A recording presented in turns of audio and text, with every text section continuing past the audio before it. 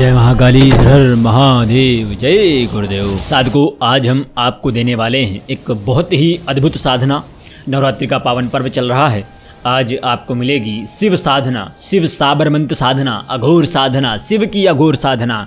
साधकों, क्या है ये साधना, किस लिए करनी चाहिए, क्यों नहीं करनी चाहिए? अगर इस साधना का जप और आपका संकल्प बहुत प्रकीर्ण हो गया, बहुत ही कठोर हो गया, बहुत ही अद्भुत हो गया और उद्देश्य आपका बहुत निर्मल हो गया, तो आपको शिव के साक्षात दर्शन भी यह साधना करा सकती है। साधकों, अगर हम एक सामान्य सी बात को लेकर चलें, लोग बोलते हैं बहुत समस्याएं हैं, क्या करें क्या ना करें। आपको इस पर थोड़ा सा एक वक्तव्य बताते हैं, उसके पश्चात हम साधना में चलते हैं। देखिए साधकों, समस्या सिर्फ आपके साथ ही है। आप किसे अपनाएं व किसे छोड़ें, यह समस्या आपके जीवन की समस्या नहीं है। यह मानसिक अवसाद, मानसिक समस्या है, ये मनोवैज्ञानिक समस्या है। ये तो साधकों, ये जीवन से जुड़ी होती तो जीवन में दिक्कतें आती। ये केवल मस्तिष्क से जुड़ी हुई है, मनोविज्ञान से जुड़ी हुई है। आपकी मृत्यु के पश्चात ये समस्याएं रह ही नहीं जाती हैं। यहाँ तक कि अगर आपका दुश्मन भी आपके बगल में बैठा है और आपका दोस्त भी बैठा है, दोनों तीनों आपके साथ, तीनों समान सांसें ले रहे हैं, समान छोड़ रहे हैं।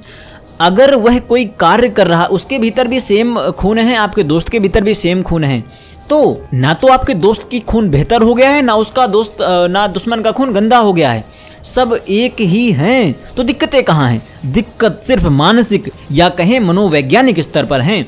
अस्तित्व के स्तर पर देखा जाए तो दिक्कत है ही नहीं, सब शून्य है। साधकों, घोर का मतलब है भयंकर और अघोरी का मतलब है जो भयंकरता से परे हो।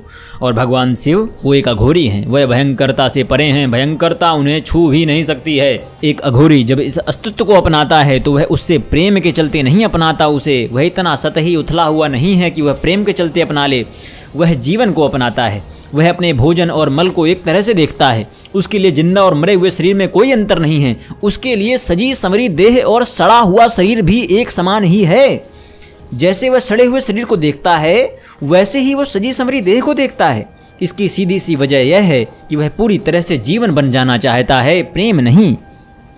वह अपनी दिमागी या मानसिक सोचों के जाल में नहीं फंसना चाहता। वह इन सबसे परे हो चुका है। कोई भी चीज़ उसके अंदर घृणा पैदा नहीं कर सकती है। वह हर एक चीज़ को, सबको अपनाते हैं। ऐसा वह किसी सहानुभूति, करुणा या भावनाओं के चलते नहीं करते। जैसा कि आप सोचते होंगे कि कोई व्यक्ति कोई कार्य कर रहा है, भगवान से कोई कार्य कर रहे हैं, कोई अघोरी कोई कार्य कर रहा है, तो किसी प्रेम के चलते कर रहा है क्या? किसी सहानुभूति के चलते कर रहा है क्या? किसी करुणा के चलते कर रहा है? नहीं, वह सहज रूप से ऐसा करता है, क्योंकि वो जीवन की तरह है। जीवन ही सहज रूप से हर एक को गले लगाता है। मृत्यु है जो सबको अलग करती है, परंतु जीवन सबको अपनाता है, सबको गले लगाता है। तो साधकों, शिव जी का व्यक्तित्व विशाल है। अनेक आयामों से देखकर उनके नाम रखे गए हैं। महेश्वर, महाभूतों के ईश्वर होने के कारण तथा सुपूर्ण लोकों की महिमा से युक्त होने के कारण वो महेश्वर हैं। बाड़वा मुख, समुद्र में स्थित मुख, जलमय हविष्य का पान करने वाले महाशिव हैं। अनंत रुद्र, यजुर्वेद में शत्रुप्रिया में नामक स्तुति है। अनंत रुद्र, वहां से उन्हें नाम मिला है।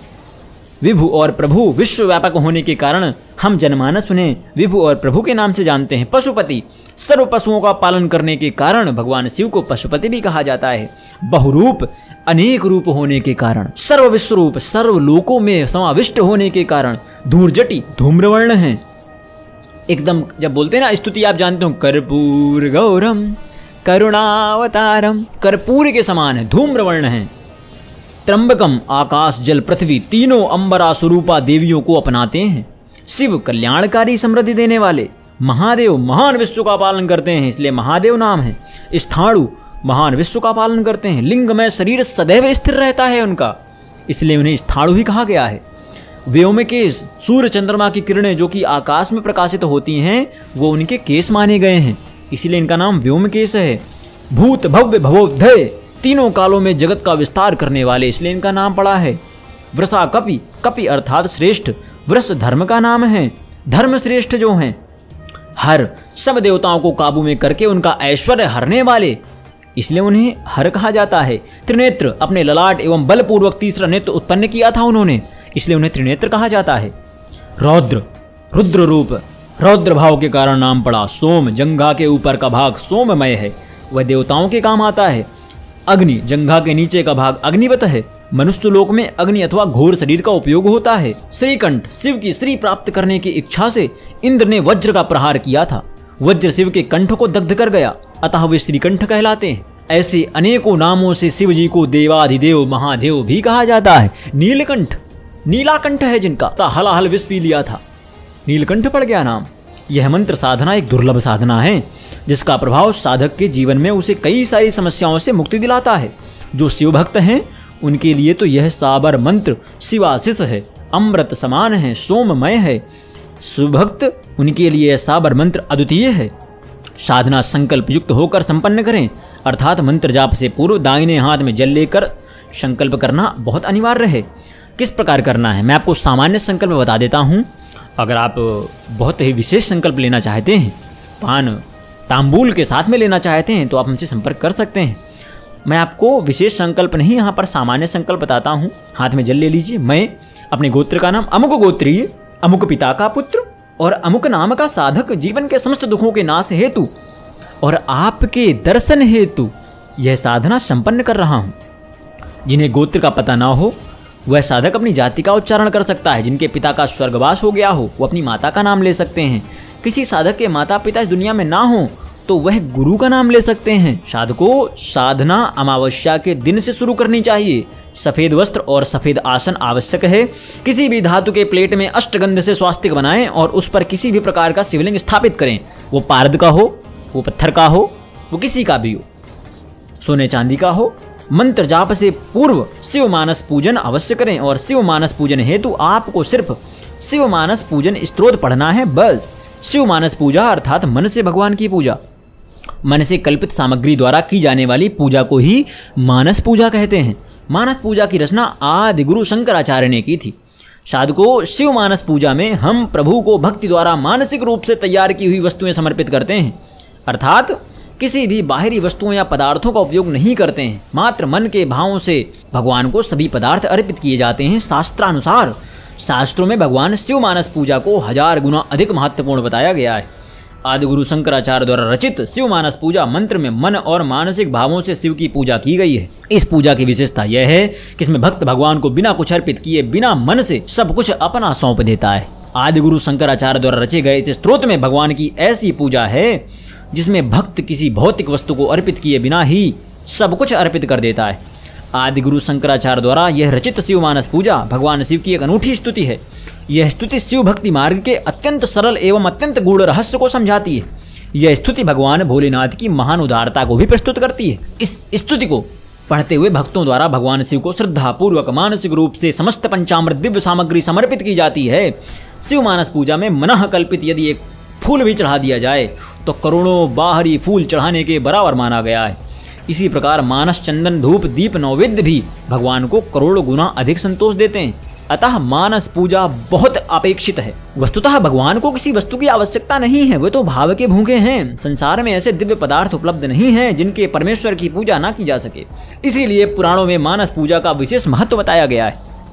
शिव मानस पूजा स्तोत्र रत्नैः कल्पितमासनं हिमजलैः स्नानं च दियाम्बरः नाना रत्न विभूषितं मृगमदामोदाङ्कित चन्दनं जाजी चंपक बिल्वपत्र रचितं पुष्पं च धूपं च दीपं देवदयानिधे पशुपते हृत् कल्पित गृहतां सौवर्णे मणि खंड रत्न रचिते पात्रे घृतं पायसं भक्ष्यं पंचविधं पयोदधियुतं रंभाफलं स्वादुदम् शाकानामयुतं जलं रुचिकर कर्पूरखण्डोज्ज्वलं ताम्बूलं मनसा मया विरचितं भक्त्या प्रभो स्वीकुरुं छत्रं चामरयोर्युगं व्यञ्जनकं चार्दर्शकं निर्मलं वीणां भीरिमृदङ्गकाहलकलागीतं च नित्यं तथा साष्टाङ्गप्रणतिः स्तुति बहुर्विधा एतत् समस्तं मया संकल्पेन समर्पितं तव विभो पूजां गृहाण प्रभो आत्मा त्वां गिरिजामतिसहचरा प्राणा शरीरं ग्रहं पूजते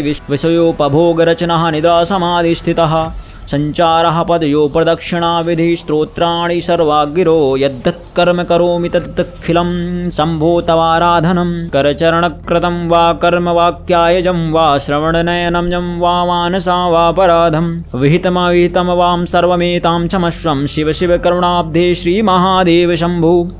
इत श्री शिव मानस पूजा स्त्रोतम संपूर्णम।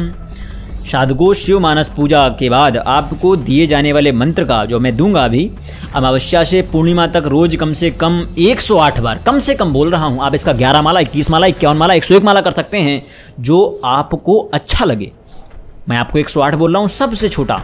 कोई साधक ज़्यादा मंत्र जप करना चाहता है तो कर सकता है। इस मंत्र के जप हेतु आप रुद्राक्ष माला का उपयोग करें।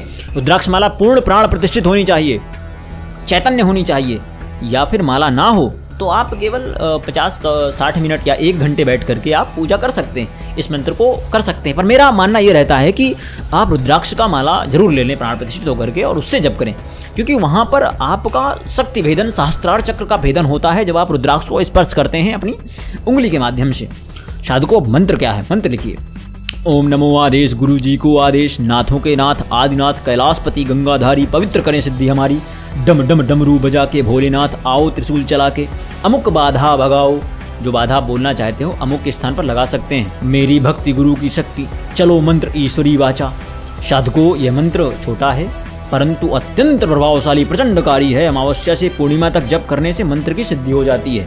इस मंत्र की सिद्धि से जिस साधक पर कोई भी सिद्धि प्राप्त की हो वह सिद्धि पवित्र होकर शक्तिशाली हो जाती है। मंत्र में अमुक के स्थान पर आप किसी भी बाधा का उच्चारण कर सकते हैं, जैसे भूत बाधा, तंत्र बाधा, नौकरी प्राप्ति में आने वाली बाधा, व्यावसायिक बाधा, पढ़ाई में आने वाली बाधा, विवाह बाधा, प्रेम विवाह बाधा, साधना सिद्धि बाधा, आजीविका बाधा तथा रोग बाधा, समस्त बाधाओं को ये दूर करती है साधना। मंत्र जाप के समय साधक का मुख उत्तर दिशा की तरफ हो। और एक और चीज़ है कि अंतिम दिन आपको इस मंत्र से 108 आहुतियाँ शुद्ध देसी गाय के घी से अवश्य दें। मंत्र की सिद्धि पूर्ण होती है। इस तरह से साधना संपन्न करके आप लाभ उठाएं। और यह सामान्य है।